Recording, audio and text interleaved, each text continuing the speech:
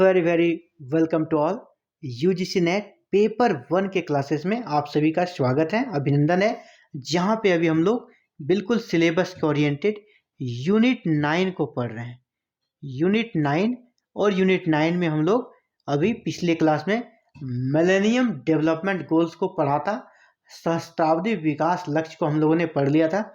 आज हम लोग देखेंगे sustainable development goals, SDG। MDG को हम लोगों ने पढ़ लिया है, आज SDG को पढ़ेंगे। आखिर क्या होता है इस सस्टेनेबल डेवलपमेंट गोल्स यानी सतत संपोषणीय विकास क्या होता है, इसी के बारे में हम लोग जानेंगे। तो सबसे पहले इसका जो मीनिंग होता है इसे हम लोग अच्छा से समझ लें। सतत विकास किसे कहते हैं या सस्टेनेबल डेवलपमेंट किसे कहते हैं। सतत विकास का तात्पर्य यह है कि अपने आर्थिक विकास यानी हमारी जो आर्थिक प्रगति है उसका विकास के साथ साथ पर्यावरण को भी सुरक्षित रखना है। मतलब ऐसा विकास सिर्फ हम पैसे पे ध्यान न दें, अपना आर्थिक उन्नति पर ही ध्यान न दें, बल्कि साथ ही साथ पर्यावरण को भी संवर्धित करें, पर्यावरण की भी उन्नति पर ध्यान दें। तो इससे क्या होता है, हमारा वर्तमान पीढ़ी तो चलता ही है, भविष्य की पीढ़ियों के लिए भी प्राकृतिक संसाधन सुरक्षित रह पाते हैं। तो इस प्रकार का अगर जो विकास होता है उसमें प्राकृतिक संसाधनों का न्यूनतम क्षति होता है और भविष्य की जो पीढ़ी है उसको उपयोग कर सकती है, उसके लिए सुरक्षित रहती है। तो इस सोच के साथ जो विकास का मॉडल होता है, जो डेवलपमेंट होता है, उसे सस्टेनेबल डेवलपमेंट कहा जाता है। तो समझ गए होंगे, फिर से इसे एक बार पढ़ देता हूँ। आर्थिक विकास के साथ सस्टेनेबल डेवलपमेंट या सतत विकास क्या है, आर्थिक विकास के साथ साथ पर्यावरण को भी सुरक्षित रखना इसका उद्देश्य है। वर्तमान और भविष्य की पीढ़ियों के लिए प्राकृतिक संसाधनों को सुरक्षित रखते हुए इसका इस प्रकार प्रयोग किया जाए कि प्राकृतिक संसाधनों का क्षरण न्यूनतम हो। मतलब है कि हम आर्थिक प्रगति तरक्की करें लेकिन साथ ही साथ पर्यावरण का भी ध्यान रखें। पर्यावरण को प्रदूषित करके आर्थिक प्रगति अच्छी नहीं है, इसीलिए पर्यावरण का भी ध्यान रखना है ताकि भविष्य की पीढ़ी के लिए जो प्राकृतिक संसाधन है वो बचे रहे, सुरक्षित रहे और उनका जीवन भी अच्छा चले।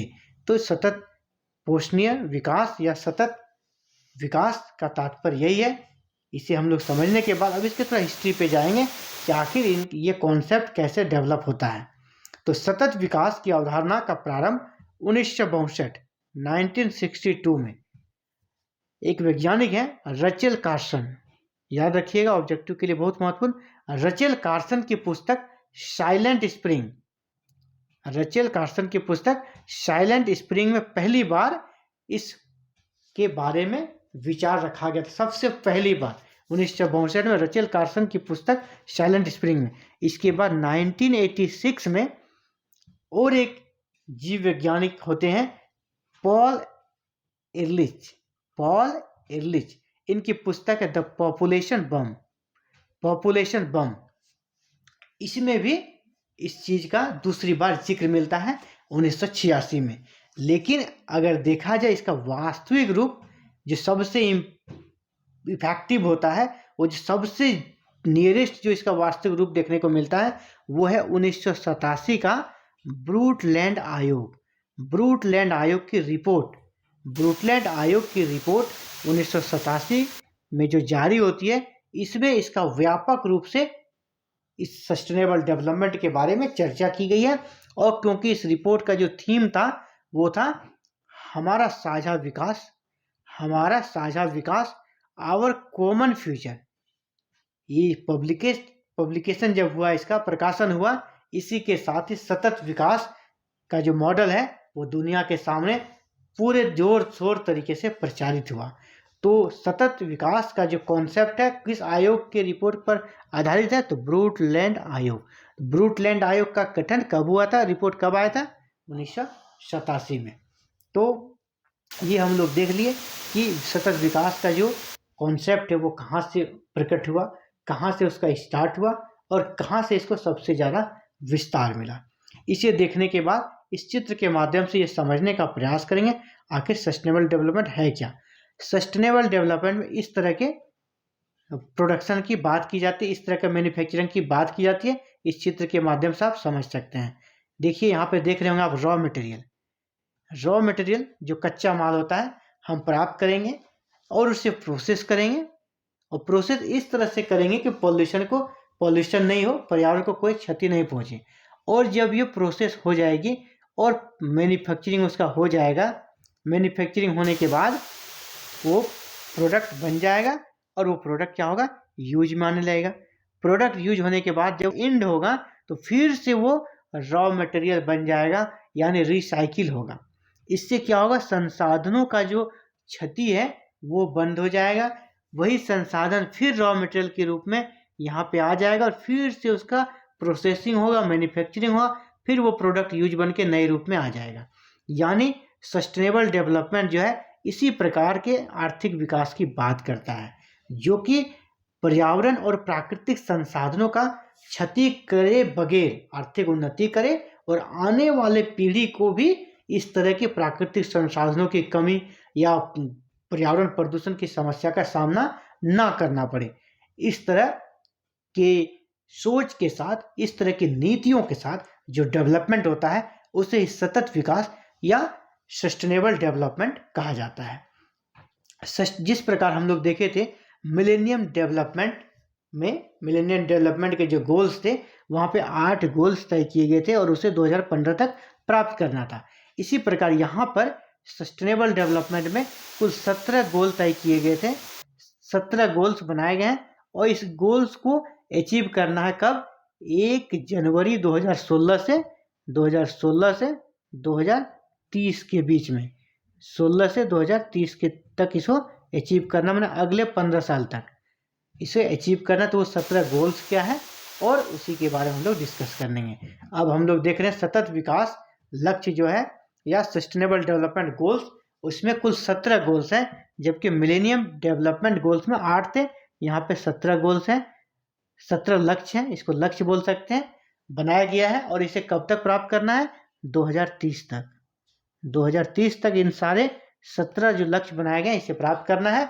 और सतत विकास लक्ष्य स्टार्ट अगर देखा जाए किस साल से होता है, 1 जनवरी 2016 से, जब मिलेनियम डेवलपमेंट गोल्स की अवधि समाप्त हो जाती है तो सतत विकास लक्ष्य स्टार्ट हो जाता है और इसे 2030 तक अपने जो 17 लक्ष्य तय किए गए इसे प्राप्त कर लेना है। तो ये 17 लक्ष्य क्या है इसके बारे में हम लोग थोड़ा डिस्कस कर लें जरा। सब जगह गरीबी का इसके सभी रूपों में अंत करना। गरीबी को सबसे पहला जो लक्ष्य है, गरीबी को सब जगह पूरी दुनिया में चाहे वो किसी भी रूप में उसे खत्म करना है। कब तक, 2030 तक। दूसरा जो है भूखमरी समाप्त करना, भूख से कोई ना मरे ऐसी व्यवस्था करना, यानी लोगों को खाद्य सुरक्षा उपलब्ध कराना, बेहतर पोषण मिल सके और इसके लिए कृषि के विकास को बढ़ावा देना, ये दूसरा महत्वपूर्ण लक्ष्य है। तीसरा जो लक्ष्य है स्वस्थ जीवन सुनिश्चित करना, सभी के लिए आजीवन तंदुरुस्ती को बढ़ावा देना। लोगों को स्वस्थ जीवन कैसे मिले इस प्रकार का समुचित व्यवस्था करना। इसके साथ ही समावेशी और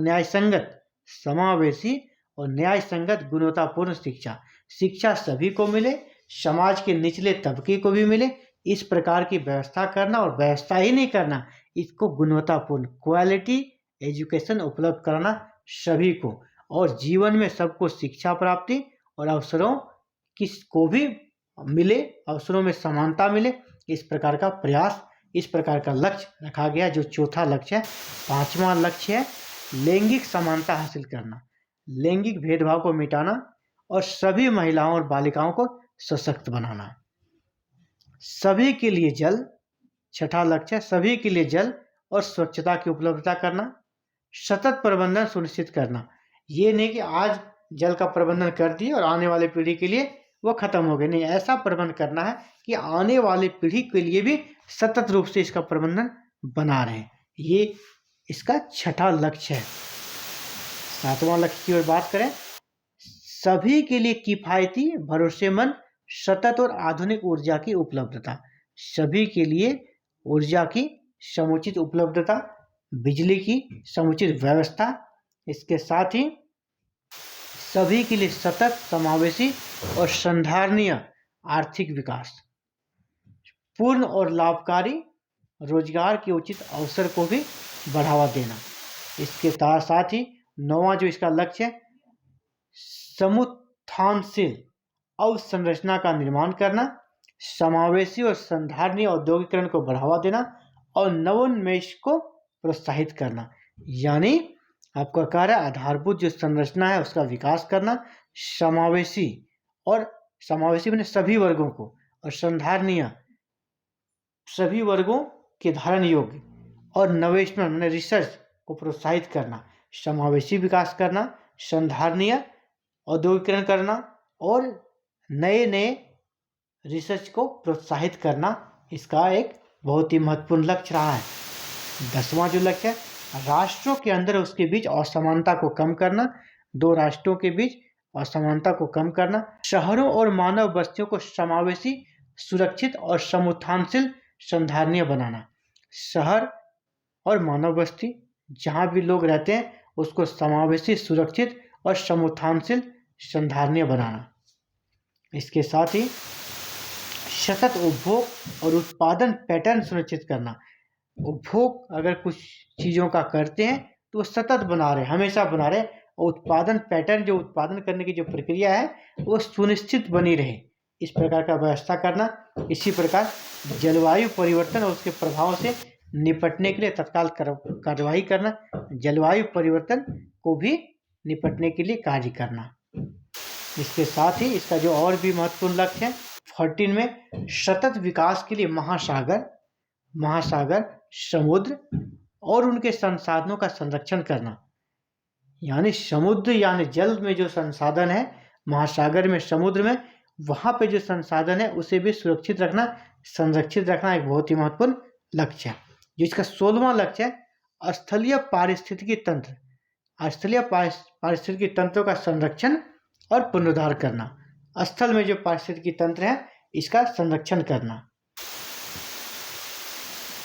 इसके साथ ही इनके सतत उपयोग को बढ़ावा देना, वनों का सतत तरीके से प्रबंधन करना, मरुस्थल रोधी उपाय करना कि मरुस्थल नहीं बने, वन का समुचित उपयोग अच्छे से करना, भूमि अवक्रमण को रोकना और प्रतिवर्तित करना, जैव विविधता की हानि को रोकना। ये सारे इसके महत्वपूर्ण लक्ष्य रखे गए हैं।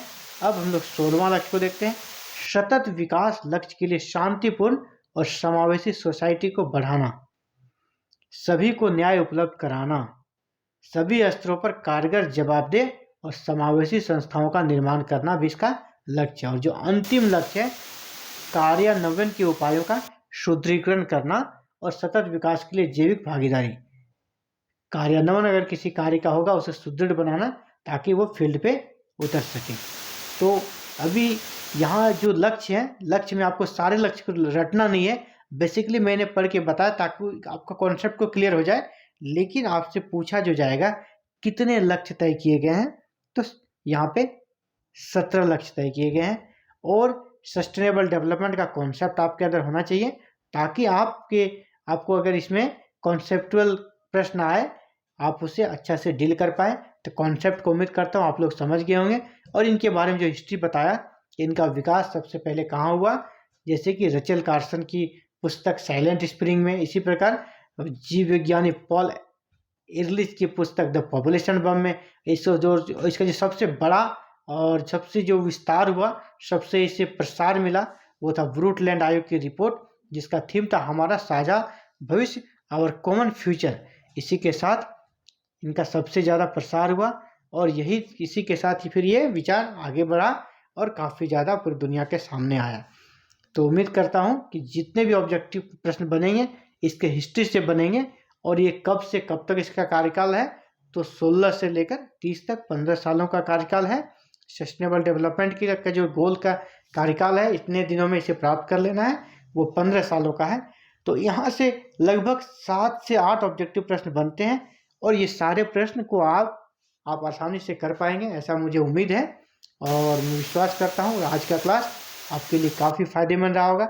इसी तरह यूजीसी नेट जेआरएफ के पेपर 1 के क्लासेस का लाभ लेना चाहते हैं तो आप बिल्कुल फ्री में पेपर 1 के सारे क्लासेस को प्राप्त कर सकते हैं हमारे चैनल के माध्यम से। आपको करना है एग्जाम फाइटर नंबर 1 चैनल को बस यूट्यूब पे सब्सक्राइब कर देना है। एवरी इवनिंग 5 PM को आपको फर्स्ट पेपर की वीडियो मिल जाएगी। 5 PM को फर्स्ट पेपर की वीडियो अपलोड कर दी जाती है। वो बिल्कुल सिलेबस ओरिएंटेड है और टारगेट है 35+ मार्क्स आपको मिले पेपर 1 में और आपको GRF मिले। Thank you for watching this video and connecting with exam fighter number 1।